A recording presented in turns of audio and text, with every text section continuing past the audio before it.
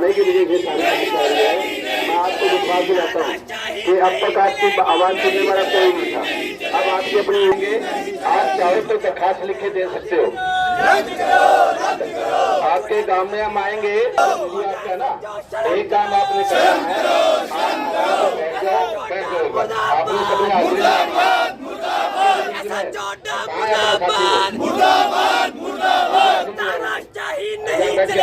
नहीं चलेगी, नहीं चलेगी, तानाशाही नहीं चलेगी, नहीं चलेगी, नहीं चलेगी। बंद करो, बंद करो, बंद करो, बंद करो, बंद करो, बंद करो, रद्द करो, रद्द करो, रद्द करो। आज लघु सचिवालय पहुंचे, क्या कुछ मांग होते हैं? आज मांग है कि 25 तारीख को हमारे गौ सेवकों ने रात को ओडा थाना क्षेत्र में एक ट्रक पकड़ा था, जिसमें गौवंश को लोड किया गया था और तस्करी के लिए कटने के लिए लेके जाया जा रहा था। इसमें एसएचओ ओडा ने क्या किया, मिली भगत करके ट्रक को छोड़ने के लिए पहले तो हमें बोला कि ट्रक को छोड़ना पड़ेगा, और हमने जब इसका विरोध किया कि ट्रक को हम नहीं जाने देंगे, ट्रक में गौवंश कटने के लिए जा रहा है, तो एसएचओ ने 14 गौ भक्तों को अंदर बैठा लिया और उनके साथ बदसलूकी करी। और हमें जब ये सूचना मिली तो हम मौके पर गए। अनिल सोडी ने कहा कि मैं इन सभी गौ भक्तों पे तस्करों से मार पिटाई करने का मुकदमा दर्ज करूंगा, और अगर इनको बचाना चाहते हो तो तुमको 30,000 रुपए देने पड़ेंगे। हमने जब इससे इनकार किया और गौ सेवकों से सारी बात पूछी तो उन्होंने हमें बताया कि इस तरह से ये बातें कर रहा है, या तो ट्रक छोड़ो और तुमको अब नहीं छोड़ूंगा और पैसे दो। जब हमने एसएचओ साहब से इसकी बात की, एसएचओ साहब बोले कि इन्होंने तस्करों के साथ मारपीट की है। हमने जो भी इस प्रकरण में एसएचओ से बहुत मनाने की कोशिश करी, पर उसने एक नहीं सुनी, और इन्होंने गौ भक्तों पे एक झूठा मुकदमा दर्ज कर दिया मारपीट का।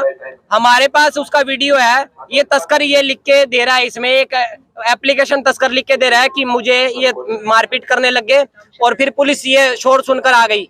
हमारे पास वीडियो है। ट्रक को पुलिस ने रुकवाया, पुलिस ने चेक किया, 1-2 तस्करों को पुलिस ने ट्रक में से उतार लिया। एक तस्कर उतर नहीं रहा था, वो मुख्य तस्कर से अपनी बात करवा रहा था पुलिस वालों की। तो विनोद, एक पवन कुमार पुलिसकर्मी है, उसने उसको ट्रक से खींचा है। खींचते टाइम वो नीचे गिरा है और उसे चोट लगी है, जो कि गो भगत साइड में खड़े हैं सभी, उस वीडियो में साफ दिखाई दे रहा है। और जो अनिल सोडी एसएचओ है, उसने सारा खेल पैसे लेकर किया है, गौ तस्करों से पैसे लेके ये सारा खेल रचा है, और 14 गौ भक्तों को इसने जेल में ठूस दिया। उसके बाद हम जमानतें करा के उनकी लेके आए हैं। अब एक भी बात सुनने को तैयार नहीं है प्रशासन और पुलिस हमारी।